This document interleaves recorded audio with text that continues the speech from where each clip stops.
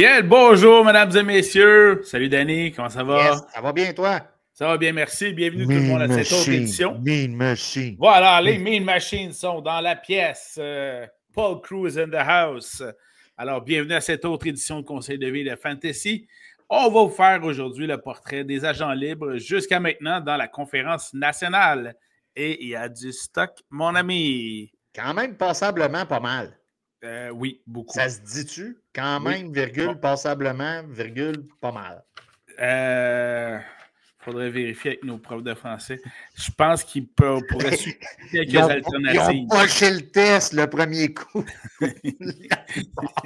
Mais je suis sûr qu'il y aurait Il y avait des statistiques pour ça. Il y avait des statistiques pour ça. Puis écoute, c'était un pourcentage quand même assez élevé là, qui pochait au premier essai. Oh, je suis sûr qu'on a d'autres profs de français très compétents, dont une que je connais à la plaine. Bon, c'est parfait. C'est parti. Et pour ceux qui se posent la question à la maison, ma top 1 est professeur. Elle l'a passé du premier coup. Ça fait partie des questions. Elle enseigne en quoi, ta top 1? Ben, c'est une enseignante primaire. Elle Okay. fait du looping première, deuxième année. Donc, une année, c'est la première. La deuxième année, c'est la deuxième. Et elle retourne en première année, l'année suivante. Alors, des années charnières où on apprend à lire et à écrire. Oui, c'était la première question. Ça a été quoi ton examen de français? Les notes, la preuve écrite, et on pourra dialoguer. Excellent, j'aime ça. Hey, portrait de la conférence nationale. On fait ça comme pour la conférence américaine. On va y aller par division. En gros, je laisse parler Simon et je fais oui. Mais c'est pas possible. Pourquoi que les Cowboys ont fait ça? Tu l'avais très bien dans ce style-là. Alors, partons NFC Est, division Est de la NFC, avec justement nos Eagles, Commanders, Cowboys et Giants. On s'amuse beaucoup dans cette division-là. Les Eagles en premier lieu. Après avoir gagné le Super Bowl, ils ont perdu pas moins de 7 joueurs en défensive qui ont donc signé ailleurs ou ont été échangés. Si vous êtes un fan d'une équipe championne, c'est ce qui arrive habituellement après chaque victoire. Mais votre DG, il travaille bien au niveau des Eagles. On espère que ça va bien aller. Ceci étant dit, on a procédé à un échange. On a été chercher Dorian Thompson-Robinson, le QB substitut des Browns. On leur a shippé Kenny Pickett. On a pu voir ce qu'il faisait Pickett, donc on est bien content de s'en être débarrassé. Mais il y a une présence de plus au Super Bowl que moi et toi là, en réunis. Ah, c'est clair. Puis même il y a sa bague du Super Bowl dans ce cas-ci. Voilà. On a récompensé le meilleur joueur de la concession. On l'a donc extensionné 2 ans. Le porteur de ballon, c'est Saquon Barkley, 41 millions, 2 ans, 36 millions garantis. Excellent investissement. Puis pour être bien sûr que ça se passe bien, on a même engagé un autre substitut porteur de ballon, le fameux Monsieur Quadriceps, A.J. Dillon. En cas de blessure à Saquon, on a une version diète, si je peux dire comme ça, de Saquon. J'avais pas entendu. Une version 0, une version diète qui va bien cadrer. Fait qu'en cas de blessure à Saquon, attendez-vous à ce que M. Dillon soit plus productif qu'à Green Bay. On a signé également le garde de la ligne offensive Kenyon Green et le secondaire Zach Bound.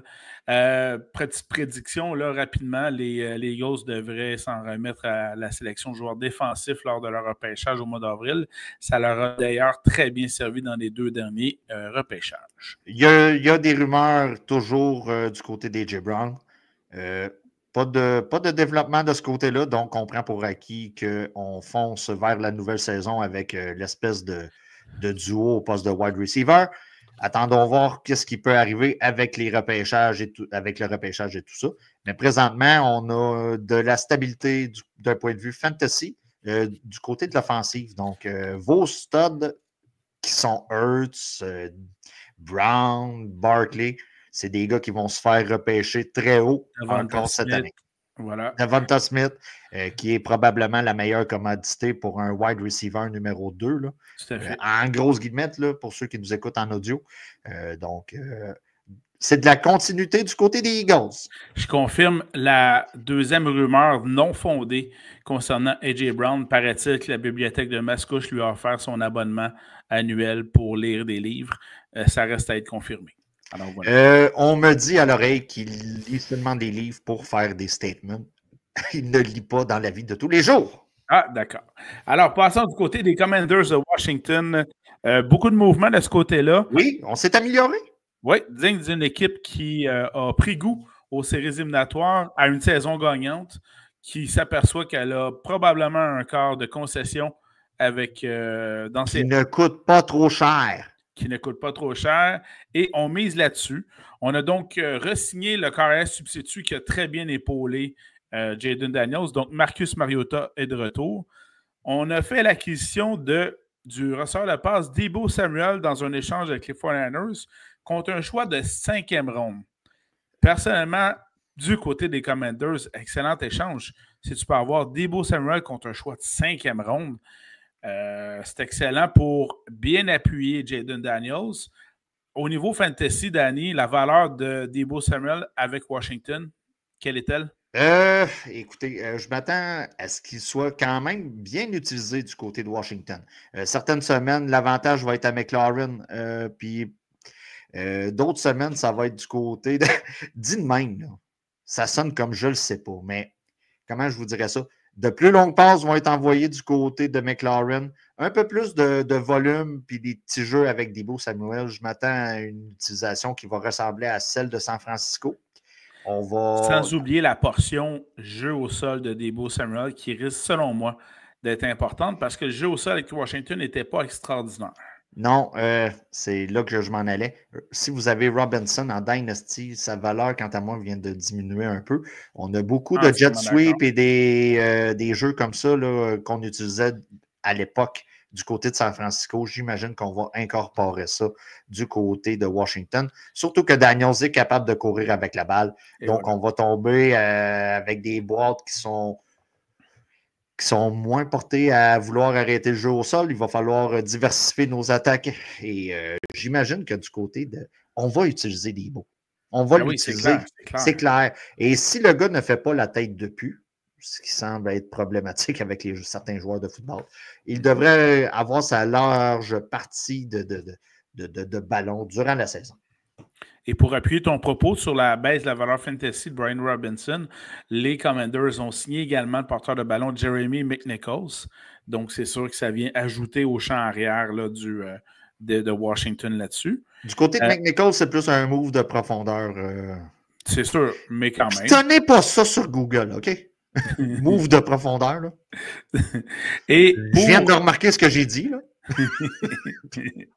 Et pour appuyer également aussi, donc toujours le carrière Jaden Daniels et également s'assurer que le jeu au sol performe bien. On a signé et re-signé au total 2 alliés rapprochés, John Bates et Zach Ertz, dont tu parlais tantôt. En plus, on a fait aussi l'acquisition via un échange d'un des meilleurs gars de ligne offensive dans la NFL, Laremy Tunsil, qui était avec les Texans de Houston, contre un choix de 4e ronde. Donc, bref, DG des Commanders, je trouve qu'il a fait d'excellents échanges, a sacrifié des choix qui ne sont pas essentiels dans la reconstruction de l'équipe, puis pour aller chercher quand même 2 valeurs sûres là-dessus. Là. Le DG là-bas est tombé sur une pépite d'or en ayant Daniels, ce qui veut dire que pour les 4 prochaines années, il n'aura pas nécessairement à payer son corps arrière une valeur faramineuse et être compétitif. Donc, du côté de Washington, on suit un peu la tangente. Tantôt, je parlais de San Francisco. Écoutez, la situation avec Brock Purdy qui faisait la job malgré tout, avec un paquet d'All-Stars qui se sont greffés à la formation.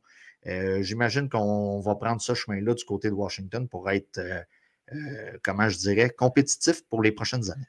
Et du côté de Washington, ce qui a fait défaut dans certains cas l'année passée, c'était la défensive. On a donc signé 3 joueurs de ligne On était très permissif côté défensif. Oui, on disait souvent d'habiller les joueurs qui affrontaient Washington. Voilà. Donc, on va travailler là-dessus de ce côté-là. Donc, au niveau des agents libres, on a signé 3 joueurs de ligne défensive. On a signé le secondaire Bobby Wagner. On a, notamment avec le départ de Benjamin Saint-Just, on a donc dû signer dans ce cas-ci 3 joueurs de la tertiaire, donc autant safety que de mid-coin, et un punter, donc Chris Way, qui a été signé du côté de Washington. Voilà. Du côté de Dallas, les Cowboys. Ben écoute, je pense qu'on a peut-être notre meilleur porteur de ballon dans les 8 dernières années en ayant signé Javonte Williams. Quand tu dis des 8 dernières années, écoute, je suis un peu offusqué. Zeke a même. Ben, Zeke a quand même eu année recrue, la deuxième année. Oui, feed. Il a quand même bien performé. Il a rendu quand même de bons services. On l'a tellement feedé que je suis rendu au poids de jeu de Zeke. Ouais, OK, vu de même. Moi aussi, des fois, quand je compare mon poids à certains athlètes, je me dis, Caroline, si je m'entraînerais. Hein? Donc, exactement ça. Voilà. Écoute, Zeke, OK. On a essayé de quoi l'an dernier? On a essayé le Rico Dowdle et Zeke. On a ramené Zeke. Ça n'a pas marché. On a été chercher Javonte Williams. C'est un bon running back fragile. Donc, c'est sûr.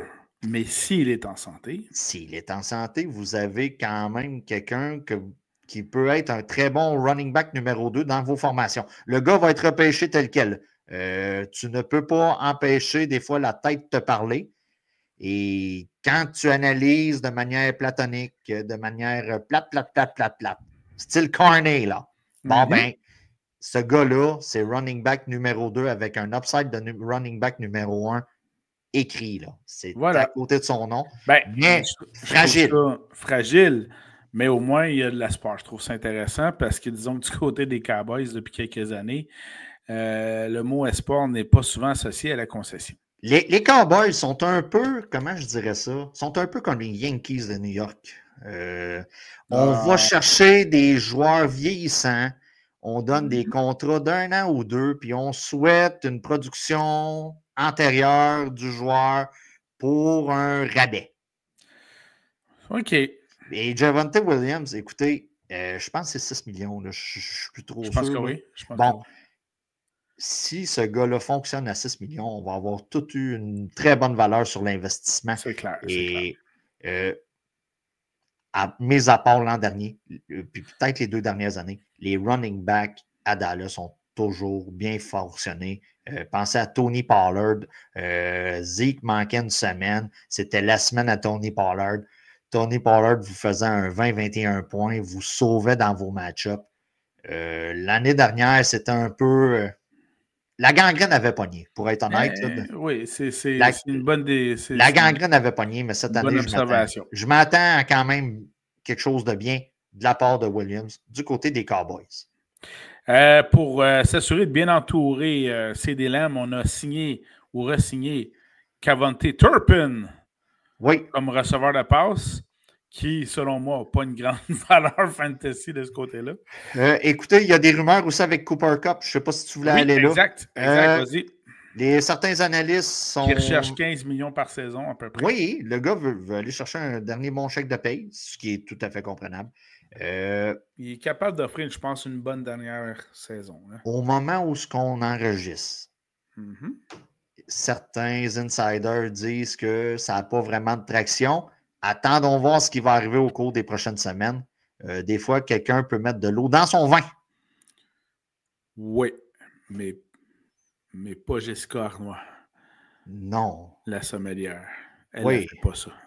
Écoute, j'ai fait c'est qui et j'y ai repensé. Et j'ai fait OK, oui, c'est la sommelière. Voilà. Du côté toujours de Dallas, on a signé le garde à la ligne offensive. Oui, tout à fait. Oui. Le garde à la ligne offensive, Robert Jones. Et également la défensive, donc 3 joueurs sur la ligne défensive, 1 secondaire, 4 joueurs dans la tertiaire, donc autant safety que demi de coin, et le punter Brian Anger. Donc, quand même, on a tenté d'améliorer beaucoup la défensive dans ce cas-ci. Disons-le comme ça. Du côté, toujours, la dernière équipe de la NFC. T'as pas le choix. Regarde la division. Ben, Washington, Philadelphie. T'as pas le choix d'améliorer ta défensive, effectivement. T'as pas le choix. Et là, du côté du fiasco que sont les Giants de New York, nous avons maintenant une équipe avec au moins un carrière, puisqu'il n'y en avait pas avant quelques jours. Oui. Et là, le seul carrière qui est signé pour l'instant avec les Giants de New York, celui de la mafia italienne, Tommy DeVito. Voilà. C'est lui. Mais on attend bien sûr une décision. de M. Aaron Rodgers. Qui fixe toujours l'océan. Qui fixe toujours l'océan aux dernières nouvelles. Merci pour l'envoi de la photo, d'ailleurs. Et donc, Rodgers hésiterait entre les Giants, les Steelers et d'autres rumeurs qui disent qu'il serait intéressé d'aller aux Vikings. Bref. Moi, j'ai tendance à vouloir oublier les Vikings. OK, je sais, mais juste pour que l'histoire se répète, ce serait un scénario phénoménal. C'est pas tout le temps bon quand l'histoire se répète, OK? Non, d'autant plus que J.J. McCarthy semble être fin et prêt pour la saison à Minnesota. Du côté des Vikings, je sais qu'on va en parler tantôt, là. On a réussi à éviter la balle pour une saison. Je pense pas qu'on pousse l'expérience d'aller chercher un autre corps arrière, mettre ça dans les jambes à J.J. McCarthy. Je crois qu'on va comme en fully embrace, là, comme qu'ils disent, l'expérience. On va embarquer dans l'expérience J.J. McCarthy et on va s'en aller avec ça. Là. Puis il arrivera ce qui arrivera. Là. Si on revient aux Giants, on reparlera des Vikings un peu plus loin. Ouais, dans donc, 2 équipes ou 3 équipes. Tommy DeVito, donc le seul carrière signé. Et là, on n'a pas voulu donner un 40 millions sur 3 ans à Saquon Barkley. On l'a libéré. Il a signé avec les Eagles. On sait ce qui est arrivé. Il a gagné le Super Bowl. Mais on a donc donné une extension de contrat au receveur de passe. Darius Slayton, 3 ans, 36 millions. C'est du grand DG de ce côté-là. Pour les enfants à la maison, des fois, un principe plate en économie, des fois, tu essaies de retarder une dépense. Voilà. Des fois, il vaut mieux dépenser le montant sur une réparation, sur quelque chose à la maison, tout de suite pour s'éviter de payer plus tard pour quelque chose de moins grande qualité, le même prix que tu étais supposé de payer la première fois. Que c'est bien dit, mais c'est exactement ça. Écoute, le DG, là, son fils, là, qui est couché sur le divan et qui lance l'espèce de petit ballon là, ou les anxieux, là, des petits ballons compresseurs. Ouais, j'appelle ça le Nerf. Le Nerf. Mais sinon, c'est la balle. Des petites balles anti-stress. Là. Oui, balle anti-stress. Il joue avec ça ou une balle Nerf. Là. Puis là, il dit, bon, ben, tu devrais prendre Daniels, tu devrais signer Barkley, puis on engage lui, là. Là, papa a perdu sa job pour le fils, là. Oui, même s'il a juste 11 ans, tout à fait. Ben oui. Ben oui. Il l'a collé, il avait raison. Il avait raison. Et pour la postérité, on a la vidéo parce que c'était sur la série Hard Knocks. Et d'ailleurs, il n'y a aucune équipe qui veut être sur Hard Knocks cette année, puisqu'ils ont tous vu le fiasco que ça a donné chez les Giants. Et surtout, ce jeune-là va avoir un ticket pour n'importe quelle femme ou homme, selon ses préférences plus tard, dans un bar. Il va pouvoir dire, regarde, je suis sur YouTube et regarde comment ça... C'est moi qui l'ai dit. Je suis une vedette. Du côté des Giants, on a signé également le receveur de passe Smith Marset. Rien pour écrire à sa mère et surtout rien à retenir en termes de fantasy football. On a signé également l'ailier rapproché Chris Manhertz. Connu de ses parents. Oui, il avait déjà été joué pour les Jets, lui, il y a quelques années. Connu à New York. Connu à New York. Puis dans ce cas-ci, pas une valeur fantasy non plus. Mais on a quand même signé 2 joueurs de ligne offensive. On reconnaît le besoin de ce côté-là. On a signé 2 joueurs de ligne défensive et 3 joueurs de la tertiaire. Donc autant safety que demi de coin. En gros, on est en reconstruction pour finir rapidement sur les Giants. Petite question, est-ce qu'on va dépasser les 3 victoires de 2024 du côté des Giants cette saison? Tenant compte qu'on joue 2 fois contre les Eagles, 2 fois contre les Commanders, 2 fois contre les Cowboys, je dirais qu'à 3 ou 4 victoires, c'est pas mal ma prévision pour les Giants. Donc, on va finir toujours dernier dans la division. Et on va repêcher. On rebâtit. Et qui sera le premier carrière repêché en 2026? Est-ce qu'on parle d'un certain Manning? Et voilà, Arch Manning à New York. Le scénario est là. Il est écrit par la NFL. On a eu une les scripteurs. Scénario. Voilà. Donc, les Giants finissent dernier en 2025, vont repêcher Arch Manning au premier rang du repêchage de 2026. Voilà. Et quand ça va arriver, on va revenir à cet épisode-ci pour dire, dans les agents, une conférence nationale au mois de mars 2025, On vous l'avait dit. Merci. Passons à une des divisions également très... Je commence déjà à tanker cette année pour pouvoir repêcher Manning. C'est clair, c'est clair. Tu le fais déjà. La preuve, c'est exactement ce que les Giants ont commencé à faire. Alors, passons à la division nord de la NFC, donc conférence nationale. Allons-y du côté de Détroit. On a déjà une excellente offensive, et là, ça paraît dans les agents libres qu'on a signés, puisque on s'en va surtout du côté de la défensive. On a signé 3 joueurs sur la ligne défensive qui vont s'ajouter à Hutchinson, qui va être prêt à revenir au jeu. On a signé également l'excellent secondaire Derek Barnes, 3 ans, 25,5 millions, 16 millions de garantie. Et le demi-coin DJ Reed, qui s'ajoute donc à une équipe, ma foi, qui va être encore une fois surveillée cette année. C'est de la continuité. Je m'attends à ce qu'on gagne la division plutôt facilement. Je vais être honnête cette année. L'espèce d'épisode des Vikings où ce qu'on a surperformé là, au poste de corps arrière et tout ça, là, je m'attends à une saison un peu plus moyenne, pour ne pas dire difficile de leur côté. Donc, ça devrait... C'est de la continuité. Vos studs fantasy vont être encore des studs cette année. Aucun changement. Tout va bien, Madame la Marquise. Donc, Goff est toujours à surveiller. Jahmyr Gibbs, évidemment, va être un des top 5 de tous vos repêchages. Amon-Ra St. Brown. Jameson Williams. Oui, à moins d'une connerie. À moins d'une autre célébration de toucher imbécile. À moins d'une connerie.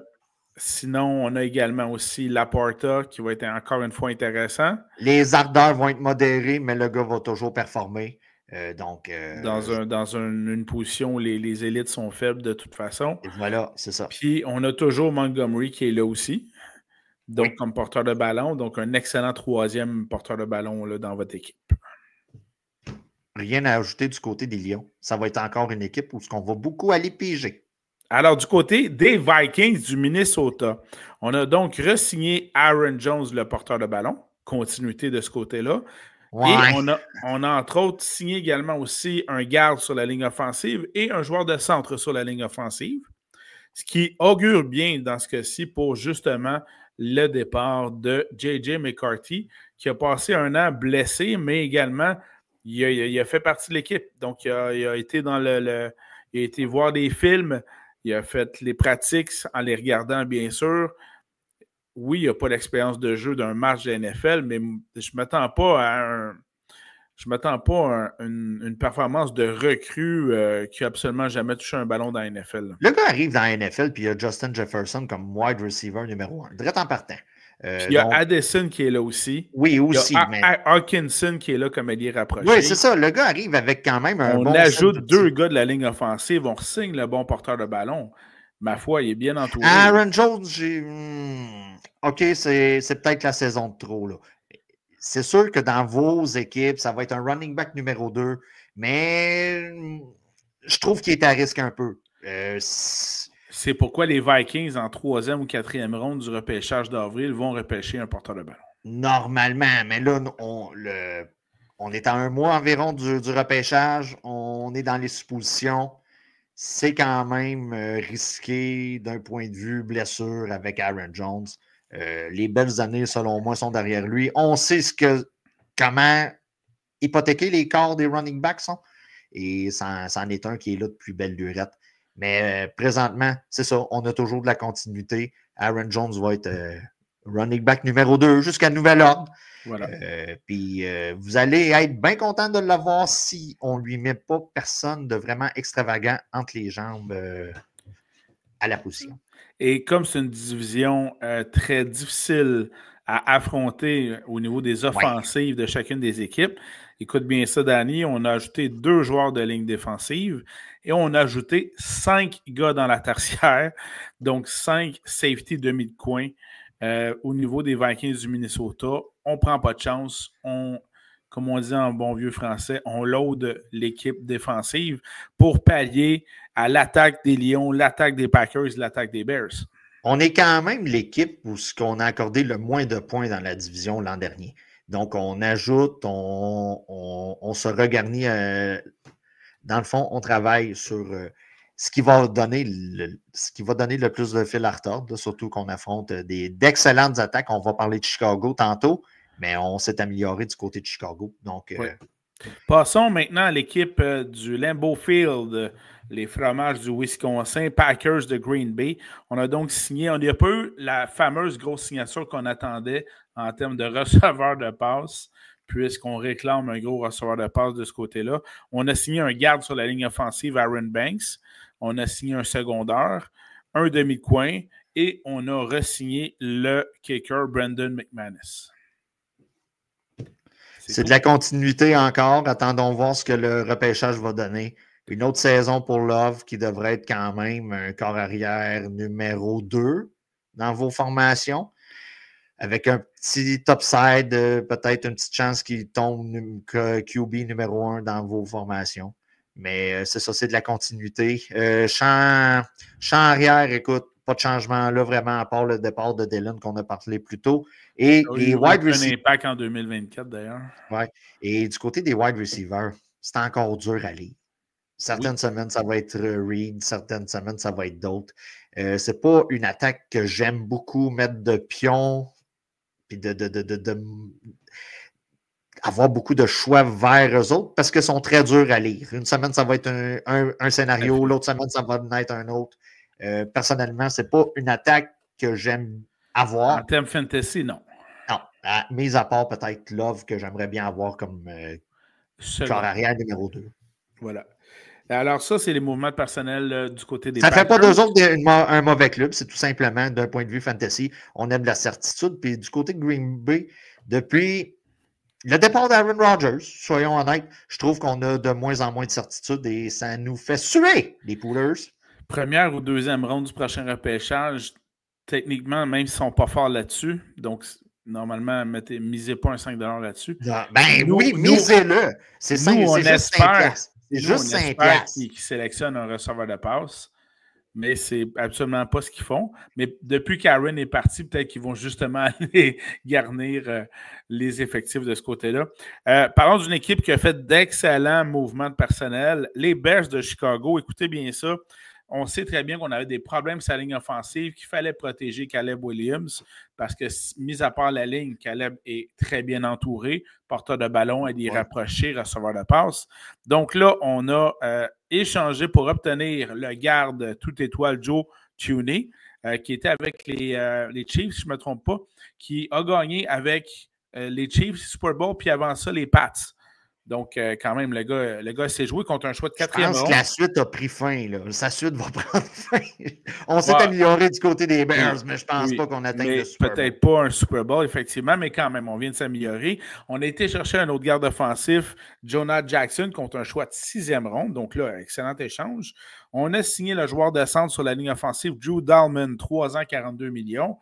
Ben là, on vient de renouveler et remodeler complètement la ligne offensive. 3 des 5 gars sont nouveaux à Chicago. Ça augure bien pour Caleb Williams. Des moves que tu te dis, bon, ça change quoi mon équipe fantasy? Tu as DJ Moore, mettons, en Dynasty, tu as Caleb Williams, tu te dis, bah, ça change rien. Ça change tout. Plus de temps pour le corps, pour Williams dans ce cas-là. Plus de temps pour manœuvrer avec la balle, faire ses lectures, première, deuxième lecture, improviser, ça change tout. C'est des moves qui ne paraissent pas attrayants à ce moment-ci de l'année, mais qui vont avoir une grosse incidence pour septembre, octobre, novembre. Là. Donc, ne sous-estimez pas ces mouvements-là que les Bears ont fait. Voilà, et toujours pour bien appuyer Caleb Williams. On a signé également un ailier rapproché de Ram Smythe, qui est moins là pour capter des ballons, donc vraiment pas une valeur fantasy, mais vraiment plus là en termes de valeur pour bloquer justement. Un move de profondeur. Et voilà, pour être sûr de donner tout le temps voulu à Caleb Williams. Ne pitonnez pas ça sur Google, je vous le répète. Non, en effet. Ne pitonnez surtout pas move de profondeur. Du côté, vous allez tomber sur une entreprise canadienne dans ce cas-ci. Alors, il faut encourager. Ben oui, bien sûr. Faut du côté de la défensive. Oui. Ah, OK, c'est correct. Du côté de la défensive, 2 joueurs de ligne défensive ont été signés, un secondaire et un safety dans la tertiaire. Donc, bravo, beau mouvement personnel du côté des Bears. J'ai bien hâte de voir ce que ça va donner dans cette division fort compétitive. Ouais. Selon différents experts, on dit que les Bears ont été très. Ben, on les mettait top 3 là, pour l'entre-saison. On ne gagne pas nécessairement des matchs dans l'entre-saison, mais il y a moyen de commencer quelque chose, de bien bâtir, faire une bonne fondation pour l'avenir à venir. Ben, c'est parce que quand tu regardes Détroit, les Vikings, J.J. McCarthy, Green Bay, Chicago, je ne vois pas une équipe qui finit à 2-15. Là. Non, on va être très serré, puis encore une fois, ça se pourrait que 2-3 équipes se qualifient pour les séries éliminatoires. Ouais. Moi, tu me dis en fin de saison que les Vikings sont derniers à 8 victoires, puis je ne serais pas surpris. Ben, c'est un des scénarios, effectivement. Ça peut être un scénario. Les Bears, on a eu 5 victoires. Je m'attends à facilement 8, 9 cette année. Mais les Bears nous ont déjà déçus. OK. Alors, allons-en, Seb! Oui, c'est ça. Ben, allons-y du côté de la division sud de la nationale, là où on retrouve entre autres les Bucks, les Falcons, les Panthers et les Saints, souvent la division mal aimée de la nationale. Commençons par les Buccaneers de Tampa Bay. Et là, on a eu droit à un roman feuilleton très intéressant. On a donc re-signé Chris Godwin, 3 ans, 66 millions. Pourquoi c'est intéressant? C'est parce qu'il a refusé une offre des Patriots qui lui donnait 4 millions de plus par saison. Des fois, comment je dirais ça? Des fois, il faut penser, pas se fier seulement à l'argent. Pourtant, c'est ce qu'ont fait Max Crosby, Myles Garrett puis DK Metcalf. Oui, mais regarde, comment je te dirais ça? Tu sais, d'un point de vue, le gars, il est installé là-bas. Le taux d'imposition, on parle de Floride. Là, puis il n'y a jamais de double couverture sur lui. Jamais de double couverture. C'est toujours Mike Evans qui va l'avoir. Ouais, ça fait 2 ans qu'il joue avec le Bake. 2 ans? Bon, oui. Puis tu joues tout le temps en T-shirt. Tu n'as jamais vraiment froid. Tu sais, il y a plusieurs bons facteurs de rester en Floride. Puis d'un point de vue. Puis tu sais, on regarde la division, les Falcons, les Panthers, les Saints. Non, tu as une chance de gagner la division à toutes les années. C'est ça. Voilà. Tu n'as pas les Bills dans la face. Non, c'est ça. Ce qui fait que dans ce cas-ci, Chris Godwin a décidé de rester à la maison. On a donc signé également. Sage, Chris Godwin. On a également signé le substitut de Baker Mayfield, donc Kyle Trask, le carrière. On a signé également un joueur de garde, donc un garde sur la ligne offensive, Ben Bredenson, et 2 secondaires, de même que 2 joueurs de la ligne défensive. On les félicite tous. Voilà, du côté des Bucks. Du côté des Falcons d'Atlanta, extension de contrat à l'excellent joueur de ligne offensive Jake Matthews. Donc, 2 ans, 45 millions. C'est quand même, hein? C'est du million. On a signé un receveur de passe, Kadarrell Hodge. Pas beaucoup d'impact fantasy du côté de On le félicite. Hodge. Le gars s'est fait offrir un contrat. S'est fait offrir un contrat. Alors, pourquoi pas? Tant mieux pour lui. Mais on s'attend évidemment à ce que les valeurs demeurent pas mal inchangées du côté d'Atlanta, c'est-à-dire Drake London, Bijan Robinson. Et là, on met dans le mix le carrière Michael Penix Jr., bien sûr. C'est un gros point d'interrogation pour moi, les Falcons, cette année. Comment va-t-on sortir avec Penix? Certainement de la gauche. Voilà, c'est comme ça qu'on va s'en sortir. Non, mais écoute, il y a quand même une grande question. Comment on va gérer la situation Kirk Cousins, Penix? Comment on va... Parce que là, on peut toujours échanger Kirk Cousins. Ben voilà, c'est là où je voulais en venir. Là, on n'a pas... Là, c'est les agents libres, mais il faut rester attentif jusqu'au début de la saison parce qu'à tout moment, un carrière se blesse ailleurs ou on ne réussit pas à signer un carrière présentement, on s'en cherche un, notamment du côté des Steelers, du côté des Giants. À tout moment, on peut faire une offre à Atlanta puis Kirk Cousins se ramasse à New York ou à Pittsburgh. Oui. Je lui souhaite plus Pittsburgh que New York dans ce cas-ci, mais bon. Ben, tu sais, d'un certain point de vue, écoute, New York, ça leur ferait grandement du bien. Il y a ça aussi. D'ailleurs, as-tu vu en passant le petit retour sur les médias sociaux de Ben Roethlisberger avec son casque sur la tête qui s'est fait filmer en disant « Hey, Coach Tomlin, d'un côté DK Metcalf, de l'autre George Pickens, t'as Freiermuth au milieu. Put me in, coach. Mets-moi sur le terrain. Moi, je peux faire fonctionner cette attaque-là. » Voilà. Est-ce qu'on voyait seulement le visage et les épaules de Big Ben dans la vidéo? Ouais. Tu sais, pour ceux qui se demandent pourquoi on ne nous voit pas plein plan, là. Plein pied. Plein pied, là. Voilà. Voilà. C'est pas tant un secret que ça, là. Big Ben a utilisé la même méthode que nous, là. Tout ça pour dire qu'on... Parce que si on pourrait le faire en T-shirt, là, ou en très serré ou en bedaine, on le ferait, là. Voilà, tout à fait. Simon ne dépenserait pas une fortune en jersey de Mean Machine, puis de Joe Flacco, puis de... Ce qui veut dire que rester à l'écoute du feuilleton de Kirk Cousins, ça, c'est pas fini. Il y a une chose qui sera sans doute finie avec Kirk Cousins, c'est ses annonces en français avec Mathieu Bergeron. Mais ça, c'est vraiment une autre chose. C'est insultant pareil. Mais c'est ça pareil. Pauvre Mathieu, parce que je trouve, lui, il est intéressant. Mais c'est ça qui est ça. Sinon, du côté des Falcons, on a Kirk Cousins a de l'aide d'être un chic type. On va se dire, il a de l'aide d'être un chic type. Oui, disons-le comme ça. Oui. Les Falcons ont tout de même signé un joueur de ligne défensive, un secondaire et 2 dans la tertiaire, donc safety, demi de coin de ce côté-là. Allons-y du côté de une des pires équipes, les Panthers de la Caroline. Ça va être très rapide, Simon, les Panthers. Ben, il y a bien du stock. On a re-signé Andy Dalton, le substitut de Bryce Young. Okay. On a signé Rico Dowdle. OK. Pour seconder Chubba Hubbard. Ouais, mais ça, c'est pas bon pour Chubba. On va se dire la vérité, là. C'est pas bon pour Chubba, mais en même temps, on s'est débarrassé de Miles Sanders aussi. Ouais, mais je vois plus un threat avec Rico Dowdle que Sanders. Disons que c'est pas ses performances à Dallas qui inspirent une grande menace pour Chubba Hubbard. Non. Mais un changement d'air, des fois, peut être gagnant. Salutaire, tout à fait. Salutaire. On a également signé l'allié rapproché Tommy Tremble, qui est quand même depuis quelques années dans la NFL. On a également signé 2 joueurs de ligne offensive, donc un garde et un centre. Donc ça peut aider notre ami Bryce Young, qui avait quand même de la mi-saison jusqu'à la fin de saison des stats d'un top 10, top 15 carrière de la Ligue, soit dit en passant. Ouais.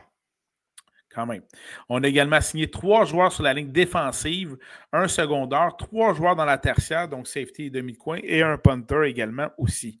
Donc, quand même quelques signatures du côté des Panthers, mais disons qu'on va avoir besoin de continuer à s'améliorer via le repêchage du mois d'avril. Et on repêche 8e, je crois, du côté de Caroline.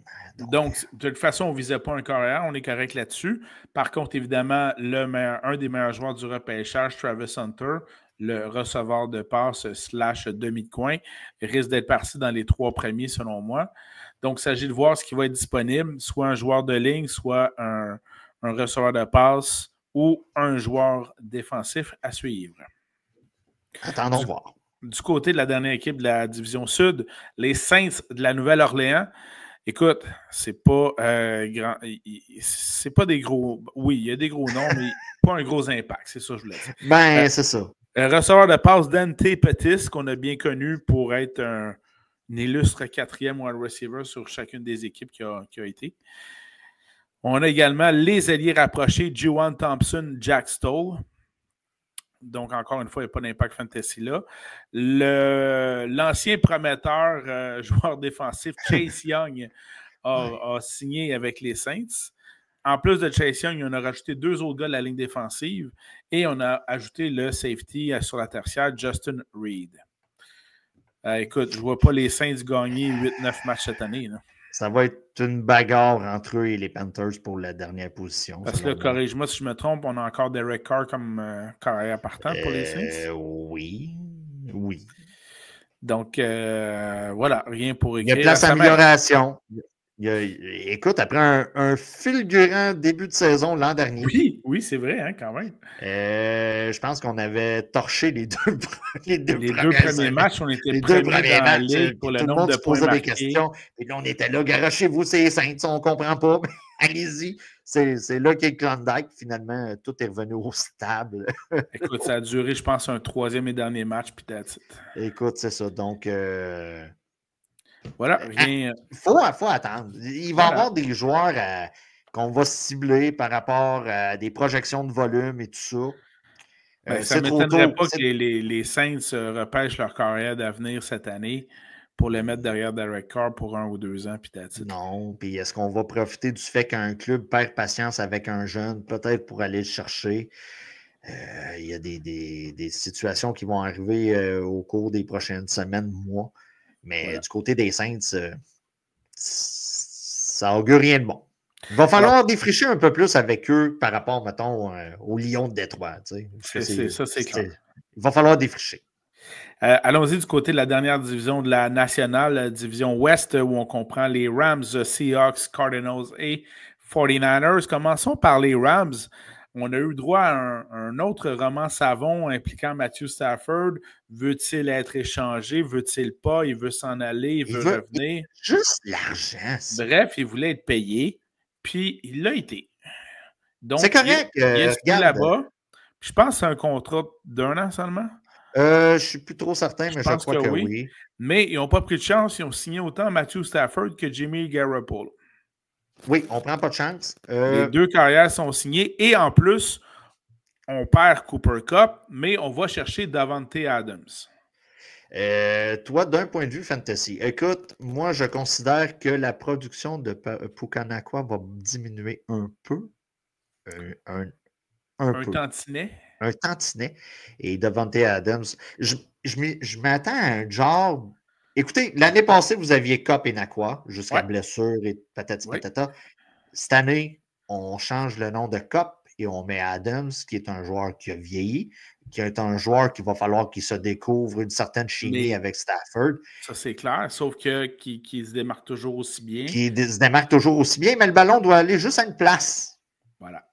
Donc, je m'attends à une espèce de même dynamique, sauf on change un des deux protagonistes. Le troisième receveur de passe a également été signé. En fait, re-signé, le fameux Tutu Atwell, qui est donc de retour avec les Rams. Et pour s'assurer du bon fonctionnement de l'offensive, on a donc signé 2 joueurs sur la ligne offensive, un tackle et un centre, en plus de signer un DL, un joueur de ligne défensive. Alors voilà du côté des Rams. Du côté des Seahawks, là, on s'est demandé qui pouvait rivaliser avec les Panthers et les Giants dans les bas-fonds de la ligue. Mais là, clairement, on s'en va du côté de Seattle, puisqu'on a mis dehors Tyler Lockett, on a échangé Geno Smith aux Raiders et on a échangé DK Metcalf aux Steelers. Et pour contrecarrer tout ça, on a donné un magnifique pont d'or à Sam Darnold, le voyeur de fantômes. 3 ans, 100 millions, dont 55 millions garantis pour son excellente saison régulière avec les Vikings. Ouais, puis il a enlevé 2 semaines à la saison régulière. Puis il a enlevé les 2 dernières semaines, plus les matchs éliminatoires pour les Vikings. Puis comme ça, oui, Darnold a connu une bonne saison, mais quand tu as le meilleur receveur de la ligue, ça aide beaucoup. Oui. Puis là, il va avoir droit à Jackson Smith-Njigba et Jake Bobo. GSN, sa valeur vient qu'augmenter par rapport au départ grandement et drastiquement même. Drastiquement. Parce que je sais que tu adores ça, là, mais là, on parle de très haut volume de passes pour GSN. Là, c'est un 10-11 passes par match facile. Facile. Danny, là, il n'aime pas. Donc, tu le repêches en 2e ronde, GSN, Danny? Non, je vais tout simplement le garder. OK, c'est bon. Tu sais, des fois, comment je te dirais ça? Il y a des choses qui te tombent sur les genoux. Oui. Tu le gardes. Mais écoute, on s'est rajeuni. Départ de Pete Carroll, là, vous allez dire, il radote encore ça. On est en train de tout changer, l'espèce de dynamique. On n'est pas nécessairement capable de changer la dynamique après une saison. Là, c'est la 2e saison. On a un coach défensif, là. Là, on parlait de Darnold tantôt. Darnold passe d'un coach axé sur l'offensive et il s'en va à une formation qui est axée sur la défensive. Qu'est-ce que ça va avoir de l'air?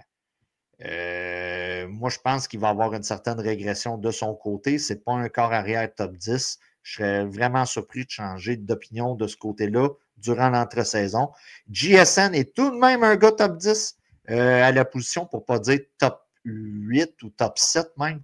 Je le vois très haut cette saison par rapport au manque d'effectifs à ses côtés et au volume qu'il va avoir. On va souvent tirer de l'arrière du côté des Seahawks et on devra lancer la balle. Et c'est un peu vers... C'est plate, là. Les garbage points sont plates, mais ça t'en prend en fantasy football. Donc, Kenneth Walker, écoute, lui-ci se ramasse un peu dans cette espèce d'océan-là, d'être tout seul. Il y a toujours Charbonnet qui est là. Est-ce qu'on va tirer de l'arrière trop souvent qu'on devra utiliser Charbonnet plus pour les réceptions de passes? C'est un peu comme ça qu'on était l'an dernier. Il y a eu des blessures du côté de Walker, mais Charbonnet, lorsque tout le monde était habillé, recevait les passes. Donc, Charbonnet va avoir une valeur comme running back numéro 3 de vos formations. Kenneth Walker va être running back numéro 2.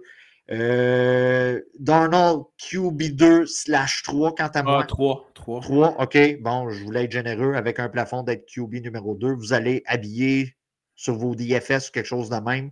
Et vous avez GSN, qui va être un wide receiver numéro 1 à vos formations, que vous allez peut-être être capable de repêcher comme wide receiver numéro 2. Et on va vous dire que vous êtes grillé à la position.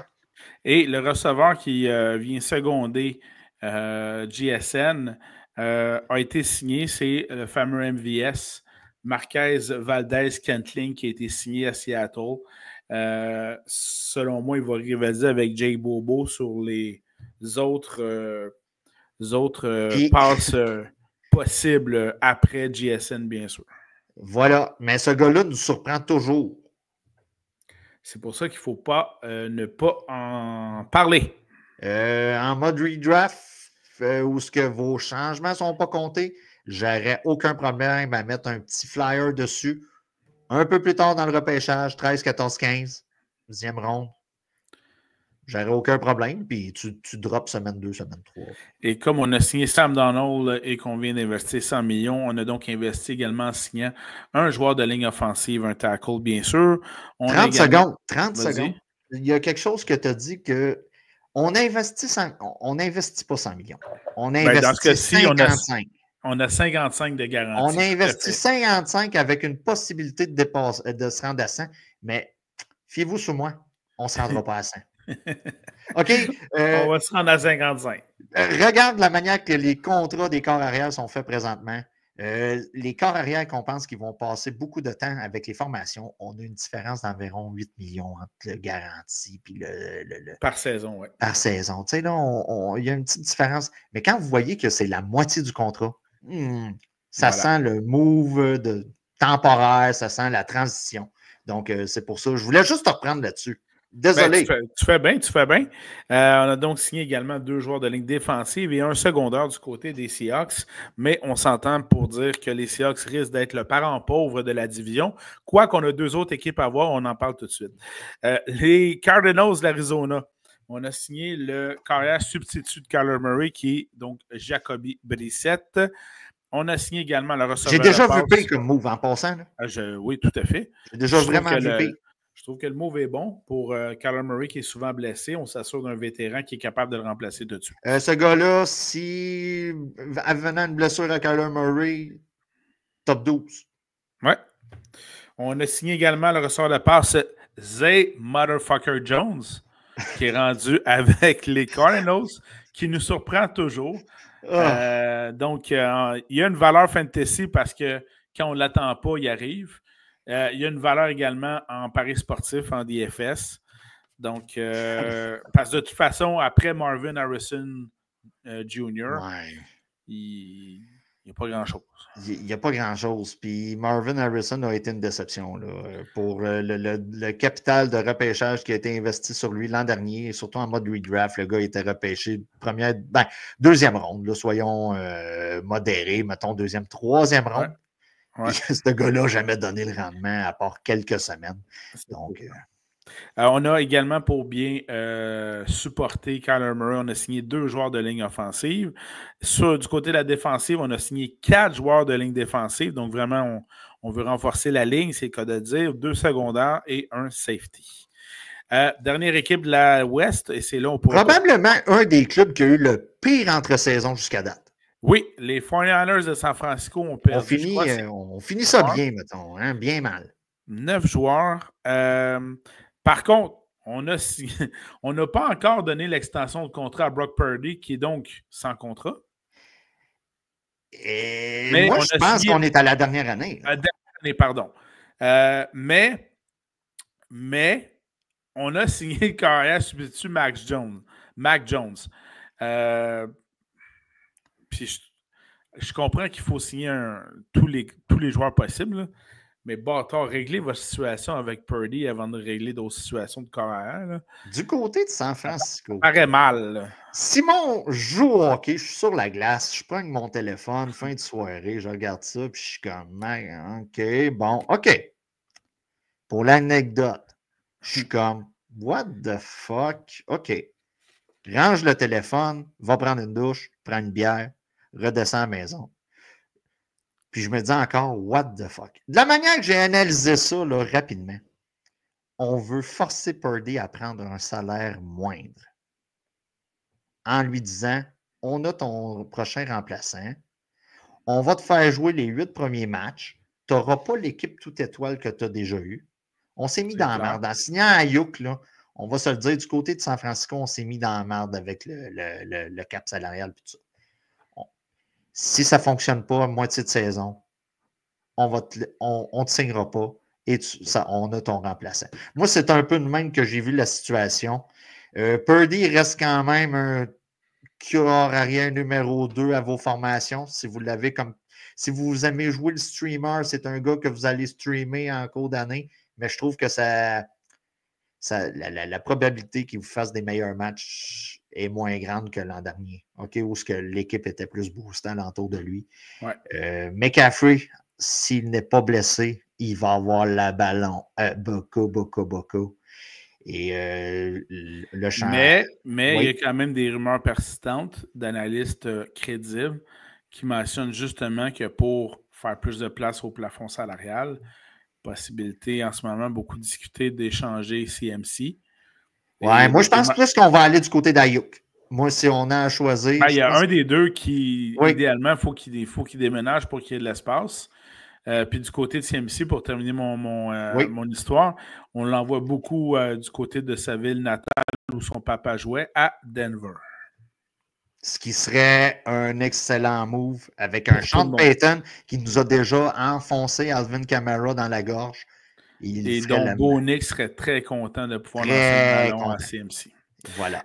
On a quand même perdu des beaux Samuels, si on le sait, mais on a signé... Très bon pour Ricky Parcell, pour ceux qui... Oui, mais on a signé de Marcus Robinson. Ouais, mais c'est très bon pour Ricky. Ah, regarde, c'est tout ce qui s'est fait durant l'entre-saison est bon pour Ricky Parcell. Puis on a perdu des porteurs de ballon du côté de San Francisco. On a donc signé Patrick Taylor. Du côté des 49ers. On a signé également l'ailier rapproché Luke Farrell pour supporter George Kittle, qui ne peut pas tout faire dans cette équipe-là, bordel. Hein? Non. Quand même. Non, c'est ça. Le garde sur la ligne offensive, Ben Barch. On a signé un secondaire et 2 dans la tertiaire, donc un safety et un demi-coin. Mais donc, ça sent la reconstruction. Les 49ers et les Seahawks, écoute, voient peut-être Arch Manning 2026, eux autres aussi. Mais bref, on a fait les 2 divisions. Maintenant, là, on a complété. Puis entre toi et moi, il y a plus d'équipes pressenties pour être dans le bas du classement dans la NFC que dans l'américaine. Tu sais, si tu tiens compte des Giants, des Panthers, des Seahawks, des 49ers, déjà là, c'est 4 équipes qu'on est pas mal sûr que ça va finir dans le bas de classement. Puis dans l'américaine, bon, c'est sûr que dans la division sud, tu as les Titans, possiblement les Jaguars qui ne sont pas très forts. Les Browns. Ouais, les Browns, j'ai mis encore là. Les Browns, ça fait 3. Puis les Pats. Ouais, OK. Enfin, on a au moins 4 équipes dans chaque conférence pressenties pour le Manning Bowl de 2026. Puis je ne serais pas surpris les Jets. Même avec l'arrivée de Justin Fields, je ne serais pas surpris. Écoute, je vais être aux premières loges pour voir ça de mes yeux vus. Pauvre toi! Alors, ça va me faire T'as-tu mis les plaisir. Colts? T'as-tu mis les Colts? Les Colts, écoute, je sais pas. Moi, je sens Moi, les une Colts. petite résurgence d'Anthony Richardson qui va sentir les Peut-être. fesses un peu plus chauffées sur le banc, justement. Peut-être. Attendons voir. Attendons voir. Terminons un petit conseil de vie, mon cher, avant de clore cet épisode. Je te laisse commencer ou je commence? Ah, vas-y. Salutations. OK, les parties des fêtes est fini. Bien, ça ne t'empêche pas d'avoir des parties de famille durant l'année. Ah oui? Salutations. OK, je ne sais pas si tu as vu dans la Ligue mineure. Tu sais, tu as la NHL puis tu as la Ligue américaine juste en dessous. Ouais. Eux autres, leur date de limite de transaction n'est pas la même que la NHL. Okay. Dans le fond, tu as des technicalités, tu peux échanger des joueurs, mais tu n'as ce joueur-là pour pas jouer. Avec ça. OK. Salutations à la famille McKinnon, où ce que le papa, Dan McKinnon, a échangé son fils, Will, pour des considérations futures. Non seulement il a échangé son fils, mais il l'a échangé pour rien. C'est-à-dire pour des considérations futures. OK, sur le coup, je vais être très honnête. Que c'est humiliant. OK, Danny a un certain côté émotif, une fois de temps en temps. Danny a vu ça et il est parti à rire. Ben, c'est clair. Pourquoi il a échangé son fils à des considérations? Et c'est là que Danny, le côté plus cervical, le côté plus analytique, a dit, regardons qui a été échangé où. L'équipe de... Qui a été cherché McKinnon, le fils. Participe aux séries. Mais l'équipe dans laquelle il était auparavant ne participait pas aux séries. Donc, le papa, dans tout ce qui semble être le père n'aime pas le fils, patati patata, non, le papa a donné un coup de main à son fils. Et c'est ça, la leçon de vie, le conseil de vie cette semaine. Faites des petits gestes qui semblent banals pour aider vos enfants. Ben, c'est un beau conseil. De mon côté, je rappelle à tout le monde en cette période où commencent les séries éliminatoires au hockey. Je pensais l'impôt. J'écoute trop la télé. Je regarde trop X. C'est le début des séries éliminatoires dans les saisons de vos enfants au hockey mineur. Oui. On a vu des images disgracieuses dans un autre match là, du côté de Saint-Jérôme-Blainville dans le M18A. Donc, on s'entend que ça demeure des enfants. Là, c'est du 17-18 ans. Là. Des images disgracieuses. S'il vous plaît, c'est un jeu. Rappelez-le à vos enfants. Puis oui, on gagne, on perd, c'est pas le fun. On gagne, on perd en équipe. Puis ça demeure un jeu. Après les séries éliminatoires qui vont être terminées, on continue l'année scolaire. On va entreprendre d'autres sports cet été. La vie continue. Oui, mais mon fonds de pension, Simon? On est en train de développer d'excellents joueurs de ligue de garage. Il faut se le rappeler. C'est mon conseil. Mon gars et son chum de gars sont venus jouer dans notre ligue de garage. Non. Ouais. Donc, ton fils de 13 ans. 14. 14, il est venu jouer avec son chum qui a 13. Puis? Ça patine en tabarnak. Ben, c'est ça, je dis. On est en train de développer d'excellents joueurs de ligue de garage. Ah, écoute, c'est ça. On est en train de développer la prochaine génération d'enfants qui vont venir jouer dans nos ligues et nous faire lâcher le sport parce qu'on va se dire on est rendu trop vieux. Et voilà, en plein ça. Ah non, man, un moment donné, là, j'étais sur le bord de la banque, puis il pogne la poque, puis il a fait un move. Je suis tombé sur le cul là-dedans. Puis là, j'ai crié, qu'est-ce que tu fais là, tabarnak? On est dans la même équipe. C'est pas moi qu'il faut que tu déjoues, c'est le joueur adverse. Je pensais que c'était passé inaperçu. Non, le banc, jusqu'à cette semaine où les gars m'en ont parlé. J'ai fait « Ah, shit! » Non. Ah. Puis là, Denis est tombé sur le cul à cause de son gars. Écoute, je suis là, est-ce que je vais y rentrer dedans? Non, il m'a fait un move. Man, on est dans le même club. C'était pour te rappeler qu'il était en plein développement. Ah, c'est incroyable. C'est excellent. C'était... je suis revenu à la maison, j'ai fait OK. Et voilà. Ouais. Je vais le traiter de poche pareil s'il manque le filet, là. Oui, oui. Oh, oui. Mais tu Mais sais lui, très il est bien rendu que toi avec. puis moi, ça Non, serait pas rendu. mais lui, il peut se défendre à cette heure. Oh mon Dieu. Voilà. Puis je suis quand même pas si mal. On s'entend qu'il y a des provisions maintenant pour la vie.